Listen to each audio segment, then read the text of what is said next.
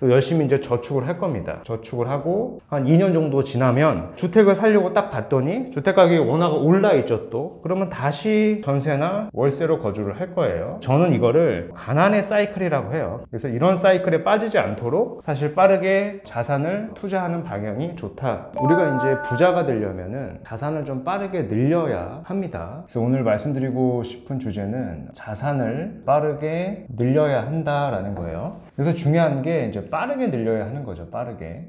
천천히 늘려서는 자산이 올라가는 속도를 우리가 따라잡을 수 없기 때문에 그렇습니다. 그래서 제가 상담을 하다 보면은 크게 이제 두 가지의 성향으로 나뉘는 것 같아요. 그래서 이런 고민을 좀 많이 하실 겁니다. A라고 하시는 분은 지금 투자를 해야 되는가? B라고 하시는 분은 당장에 내가 투자할 자금 자체를 많이 모아놓지 않았으니까 좀 저축을 좀 하고 저축 후 투자하겠다. 이런 고민을 사실 굉장히 많이 하실 거예요. 그럼 이런 상황에서 어떻게 의사결정하는 게 자산을 빨리 불리고 경제적 자유를 얻을 수 있는 방법이냐라고 하면은 사실 뭐 투자에 대해 일단은 고민을 한다 라고 하는 거는 사회 초년생이 될 수도 있고요. 직장 생활을 뭐 2, 3년 혹은 뭐 5년 가까이 해가지고 저축을 어느 정도 하신 분들일 가능성이 좀 높죠. 저축을 했으니까 뭐 투자에 대한 고민을 하실 텐데 뭐 예로 한번 들어보죠. 내가 저축한 자금이 뭐 한 5천에서 뭐 많게는 한 1억까지 있어요. 이러신 분들은 사실 뭐 바로 투자를 하는 게 좋은데 항상 고민이 이거잖아요. 내가 1억으로 지금 이 자금만으로 투자하기에는 일단은 조금 부족한 것 같고 눈높이는 계속 올라가다 보니 뭐 이런 생각을 할 겁니다. 1, 2년 더 저축을 해가지고 5천 정도 더 저축을 할 수 있으니까 해당 시점에는 더 좋은 지역을 내가 할 수 있을 거야 라고 하고 이렇게 저축을 생각하시는 분이 있는데 저는 첫 번째 케이스로 지금 바로 본인 자금에 맞춰 가지고 빠르게 투자를 해서 자산을 불리는 선택지가 훨씬 좋다라고 생각을 하고 뭐 저도 이렇게 해서 자산을 불린 케이스이기 때문에 1번에 대한 케이스로 좀 말씀을 드려볼게요. 뭐 예를 들어서 이겁니다. 저축을 하고 투자를 하는 것보다는 내가 당장에 한 1억 가까이 있어요. 뭐 이런 선택지들이 있을 수 있겠죠. 지금 일기 신도시가 한참 지금 뭐 이슈가 있다 보니 일산 같은 데를 내가 갭으로 살 수가 있겠죠.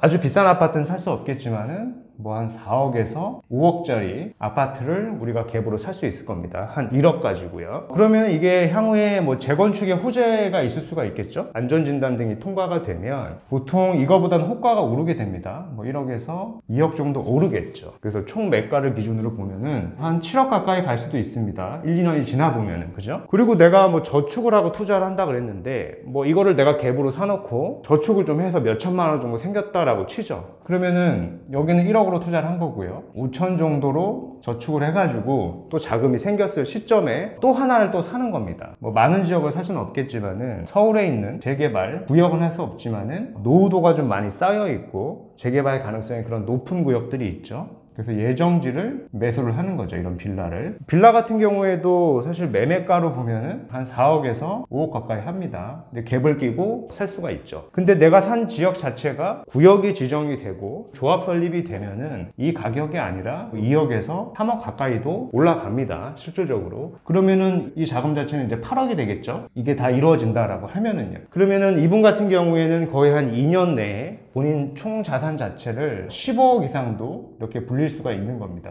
근데 B라고 하시는 분은 1, 2년 내에 뭐 저축을 더 한다고 했죠. 1억 5천을 그대로 계속 저축을 하고 있는 겁니다. 아무것도 하지 않고. 이런 생각이겠죠. 이런 분들은 전세나 이제 월세로 이제 거주를 하고 있을 거예요. 또 열심히 이제 저축을 할 겁니다. 저축을 하고 한 2년 정도 지나면 주택을 사려고 딱 봤더니 주택 가격이 워낙 올라 있죠 또. 그러면 다시 전세나 월세로 거주를 할 거예요. 그러고 나서 또 저축을 하겠죠. 그리고 다시 이렇게 돌아갈 거예요. 계속 전세나 월세, 저축, 전세나 월세, 저축만 계속 하다 보면은 뭐 이런 사이클을 돌 건데 이게 2년이 아니라 사실 10년이 금방 갑니다. 그래서 저는 이거를 가난의 사이클이라고 해요. 그래서 이런 사이클에 빠지지 않도록 사실 빠르게 자산을 투자하는 방향이 좋다라는 겁니다. 우리가 이제 뭐 저축 후 투자를 할 수 있는 사람 자체를 보면은 일반적인 근로소득자 기준으로 봤을 때 1년에 내가 저축할 수 있는 자금 자체가 얼마 안 되다 보니까 저축을 해서 투자하기에는 자산의 이런 상승 속도가 워낙 빠르다 보니까요, 좋은 방향이 아니에요. 일부 근로소득자가 아니라 어떤 사업소득이 굉장히 높으신 분들이나 어떤 전문직에 해당하시는 분들은 뭐 저축을 해가지고 내가 투자 타이밍을 잡을 수는 있겠지만, 우리는 이제 대부분 이제 A 케이스에 해당을 하다 보니 지금 바로 본인 상황에 맞춰서 투자를 해야지만 이런 식으로 자산을 좀 불려갈 수가 있고요. 이렇게 15억까지 자산을 불릴 수도 있고, 또 자금이 저축이 되면 또 투자를 해갖고 파이프라인을 늘려가다 보면 15억이 아니라 뭐 20억, 뭐 30억 그 이상도 이제 가능할 수가 있게 되는 겁니다.